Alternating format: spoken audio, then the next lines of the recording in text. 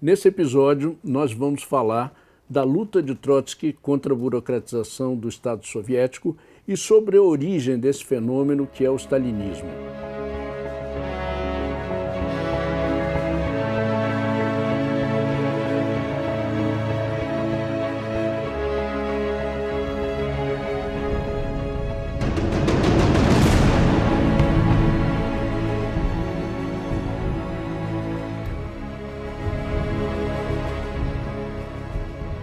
Depois da Guerra Civil, começam os primeiros sintomas da burocratização do Estado soviético. Isso vai resultar como produto no stalinismo, que sempre foi identificado pela burguesia mundial como sendo o produto inevitável da Revolução Russa.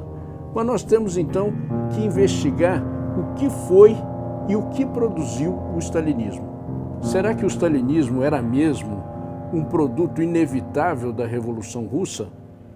Trotsky foi quem melhor explicou esse fenômeno e também foi quem melhor lutou contra ele. O que o Trotsky dizia sobre a burocratização? Ele explicava que o fenômeno de burocratização da União Soviética vinha de um contexto internacional e nacional. Tanto a situação internacional como a situação do Estado soviético haviam mudado. A maré revolucionária, que durou de 1918 a 1921, tinha terminado em derrotas da Revolução, tanto na Alemanha, na Hungria, na Itália e outros países da Europa. A União Soviética estava isolada, um Estado operário cercado por potências imperialistas totalmente hostis. Se houvesse uma revolução vitoriosa na Alemanha, por exemplo, isso teria mudado completamente essa situação. Nós teríamos uma cooperação entre a Alemanha, um Estado muito mais desenvolvido, e o Estado operário soviético. Possivelmente, esse fenômeno da burocratização nem teria ocorrido. Como vimos no episódio anterior sobre o modo de vida, a União Soviética era um país tremendamente atrasado culturalmente, que necessitava de pessoal especializado para reerguer a economia do país. Estamos falando de engenheiros, de médicos, de professores, de técnicos. Esse pessoal era absolutamente ausente.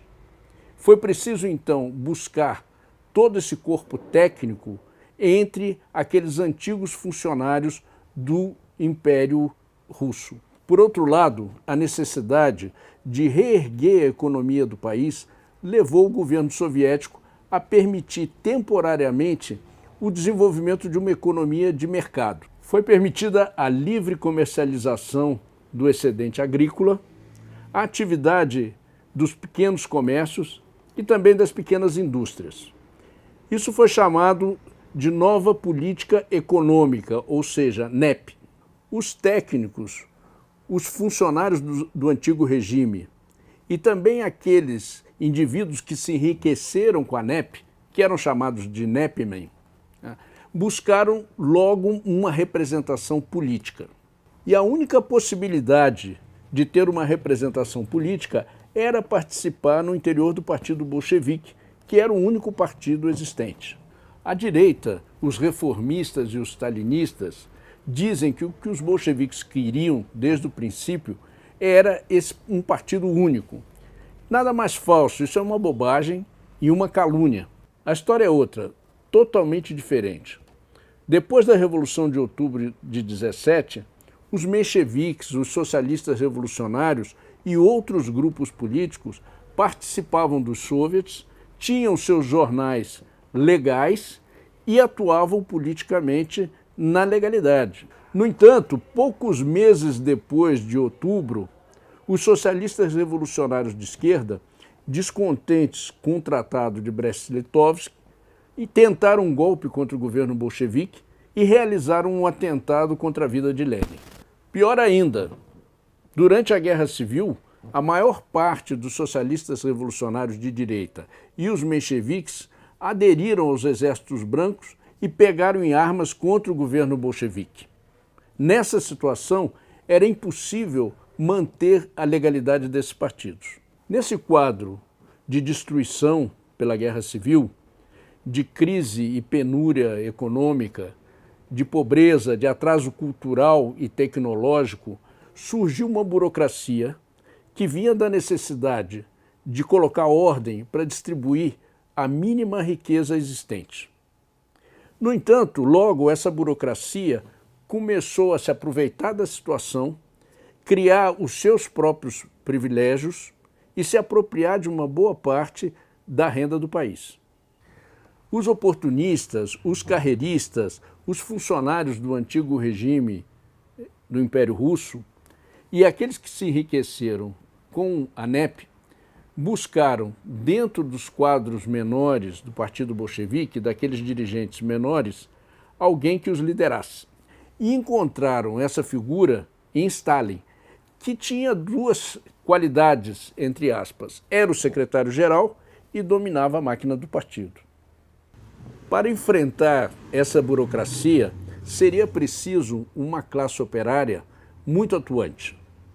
No entanto, uma grande parte dos operários mais combativos havia morrido na Guerra Civil. Foram mais de 1 milhão. E a classe operária, já em 1920 e 21, era outra classe operária, formada por camponeses que tinham vindo recentemente para as cidades. Mas ligado a isso, e talvez tenha sido o motivo mais importante, havia uma queda na vida interna do partido. Devido à grave situação do país, que exigia o máximo de disciplina e unidade, os líderes bolcheviques tiveram que proibir temporariamente a existência de frações e tendências no interior do partido. Isso era visto por todos como uma situação momentânea, mas depois foi utilizado pelos dirigentes burocratas que se apoderaram da direção do partido para acabar com a democracia partidária. A conclusão de Trotsky, então, era que o fenômeno da burocratização era um fenômeno objetivo, social e econômico.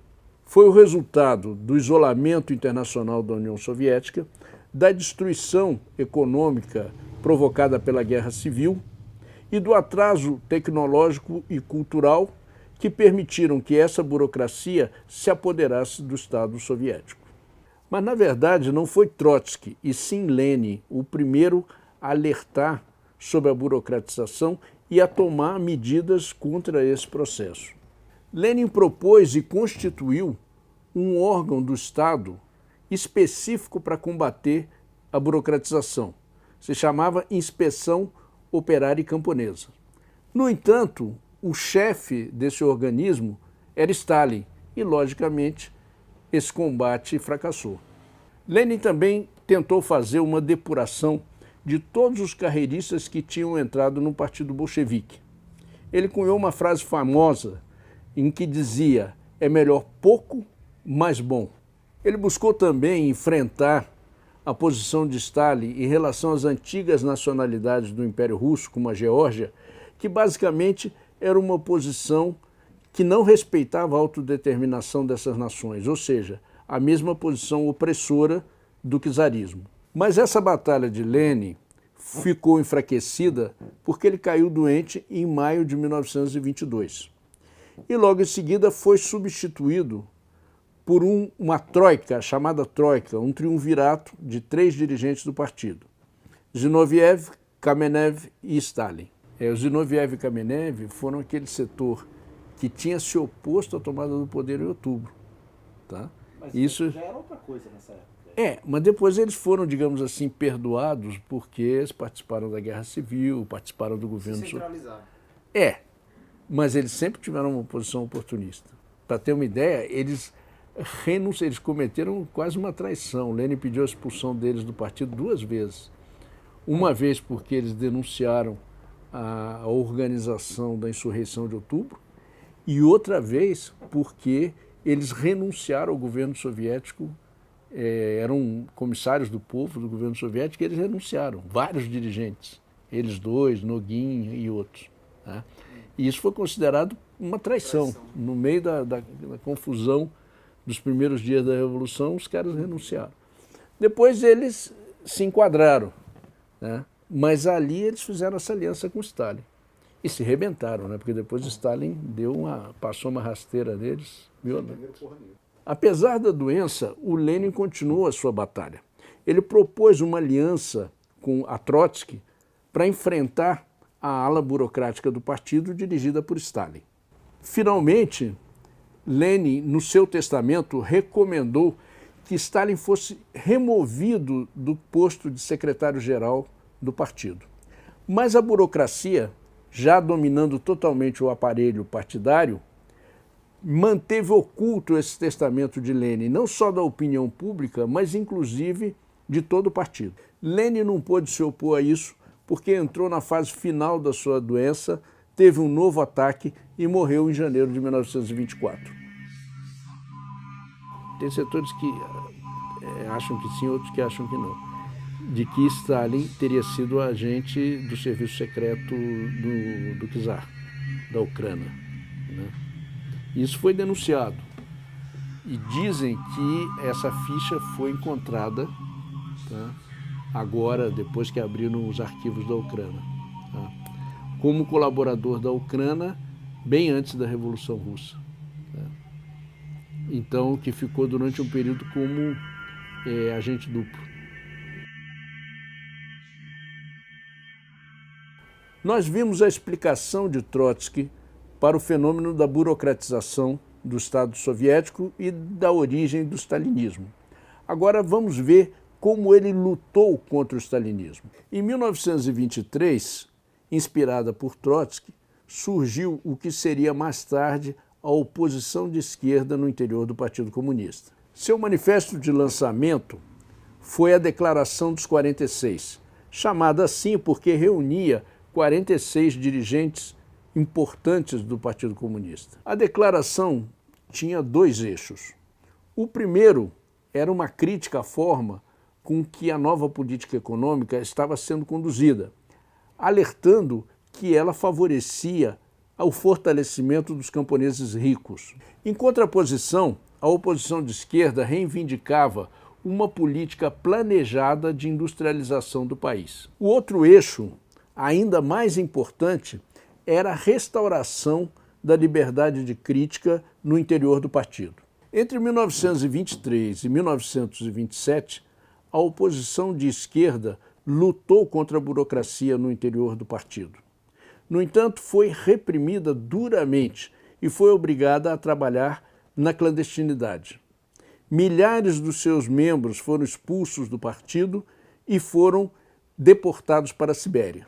O poder da burocracia foi crescendo nesses anos e, com isso, foi crescendo também o poder de Stalin. Stalin manobrou, utilizando o aparato do partido, com alianças que atacavam o setor que mais ameaçava o seu poder. Primeiro se aliou com Zinoviev e Kamenev para atacar e destruir a oposição de esquerda dirigida por Trotsky. Depois descartou Zinoviev e Kamenev e se aliou com Bukharin, Rykov e Tonsky, que eram os dirigentes da ala direita do partido. Finalmente, descartou também esses três e se tornou o centro do poder soviético, da burocracia soviética. Nascia, assim, o aparato burocrático que nós chamamos de stalinismo. Trotsky foi, aos poucos, sendo afastado das suas funções no Estado soviético. Primeiro do comissariado da guerra, depois do secretariado do partido, do seu comitê central e, finalmente, sendo expulso e deportado para a Sibéria em 1927. Depois, em 1929, foi expulso da União Soviética e deportado para a Turquia. O próximo episódio será daqui a 15 dias e nele nós vamos abordar as principais polêmicas entre o trotskismo e o stalinismo durante esses anos. Essas polêmicas estão retratadas nesse livro de Trotsky, mais conhecido como Stalin, o organizador de derrotas, e também, principalmente, na polêmica sobre o socialismo num só país e a teoria da revolução permanente elaborada por Trotsky.